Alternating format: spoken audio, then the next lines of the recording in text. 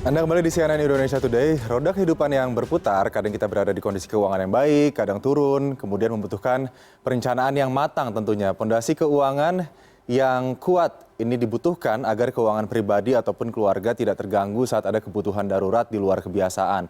Tidak perlu menggadaikan barang jika ada kebutuhan mendesak, sembari tetap bisa mencapai tujuan finansial. Dana darurat, asuransi, dan investasi ini tiga hal yang tidak bisa dipisahkan untuk membangun pondasi tersebut. Kami bahas pagi ini terkait dengan bagaimana memiliki pondasi keuangan yang kuat. Seperti kata pepatah investasi yang sering kita dengar ya, the best time to invest itu adalah 10 years ago. Begitu ini pepatah ya, dan juga today. Nah, begitu. Memang kalau kita kapan kita berinvestasi? Memang kalau kita bicara soal pondasi keuangan yang kuat, begitu kita memang harus bisa menentukan goal-goal kita dalam hidup untuk kemana uang kita akan digunakan. Menikah, berkeluarga, memberi properti, kemudian untuk dana pensiun. Nah, ini dibutuhkan perencanaan yang matang begitu ya, dari mulai dana darurat, kemudian asuransi untuk menjamin, kemudian sampai barulah kita berinvestasi begitu. Sampai nanti kita bisa menabung untuk pensiun. Dikatakan jika ingin menabung untuk dana pensiun dibutuhkan paling tidak kita bisa merencanakan 30 tahun ya kehidupan kita setelah kita tidak memiliki penghasilan tetap begitu. Dengan apa? Dengan passive income, dengan kemudian harta aset yang bisa bekerja untuk kita. Nah, kita lihat dana darurat. Nah, ini penting sekali ya untuk mereka yang baru saja bekerja, baru lulus sekolah, mendapatkan penghasilan, biasanya tidak terpikir untuk menabung memiliki dana darurat. Dana darurat ini adalah dana yang dibutuhkan, dana yang harus kita miliki, harus kita simpan jika ada kebutuhan mendesak. Jadi kita tidak perlu gadai barang kalau ada sesuatu hal yang sifatnya mendesak harus dikeluarkan menggunakan uang begitu ya. Berapa sih besaran dana darurat yang harus dimiliki seseorang? Ini langkah pertama untuk menyusun pondasi finansial kita. Yang pertama kalau lajang ini 6 kali pengeluaran rutin bulanan. Artinya begini, misalnya gajinya 10 juta sebulan. 10 juta ya. Nah, dengan konsep 50-30-20 ya, 50% kebutuhan, 30% rekreasi, 20% untuk menabung investasi begitu ya. Ini kita bisa ketahui bahwa kebutuhannya biasanya 50% ini 5 juta.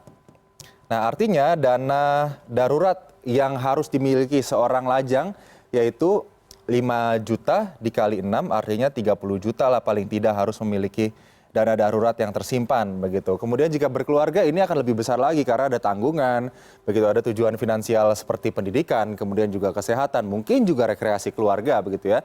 Ini harus 12 kali pengeluaran rutin bulanan tadi. Jika pengeluaran rutin bulanannya 5 juta artinya dikali 12 ya itu 60 juta ya. Ini jika pendapatan atau pengeluaran rutin bulanannya adalah penghasilannya 10 juta, pengeluaran rutin bulanannya 5 juta.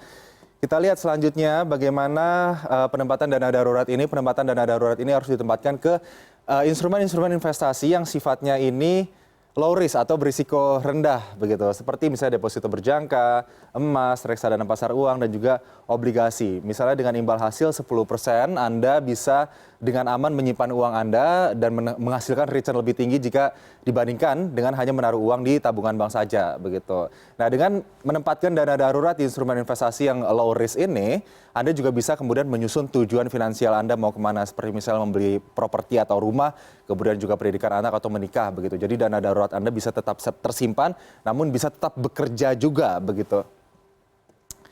Nah, setelah memiliki dana darurat tadi, lajang 6 kali pengeluaran rutin bulanan, kemudian berkeluarga 12 kali pengeluaran rutin bulanan, yang tidak kalah penting adalah memiliki asuransi kesehatan dan jiwa. Nah, ini asuransi kesehatan dan jiwa ini ternyata penting juga sebelum Anda berinvestasi, karena jangan sampai dana darurat yang sudah Anda tabung beberapa lama begitu, kemudian juga investasi yang sudah Anda invest di beberapa basket ataupun keranjang tiba-tiba hilang ataupun habis akibat beberapa guncangan-guncangan seperti masalah kesehatan, kemudian harus masuk rumah sakit, kemudian keluar uang puluhan juta begitu. Kita lihat di sini. Tujuannya apa sih memiliki asuransi? Yaitu mengurangi guncangan keuangan akibat kondisi medis tertentu. Karena kita ketahui ya bahwa ada beberapa kondisi medis yang tidak bisa kita duga, kemudian di masa ke depan ini bisa harus mengeluarkan uang banyak untuk biaya rumah sakit. Nah, bagaimana kita bisa menyusun keuangan kita untuk kemudian membayar premi asuransi tiap bulannya? Alokasikanlah 10% pendapatan rutin Anda untuk membeli asuransi sekaligus juga menabung dana darurat. Jadi jika Anda sudah memiliki dana darurat, jangan lupa untuk membeli asuransi kesehatan dan jiwa. Ini dua hal yang paling penting sebelum Anda bisa kemudian menggunakan uang Anda untuk membeli instrumen investasi ataupun berinvestasi. Nah, tiga hal ya.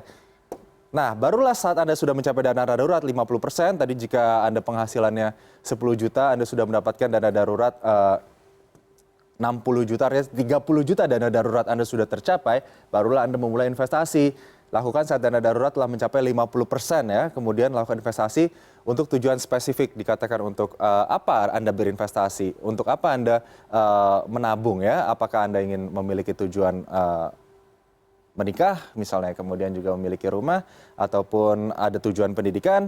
Nah, ini Anda harus spesifik begitu agar Anda bisa tetap konsisten dengan tujuan investasi Anda.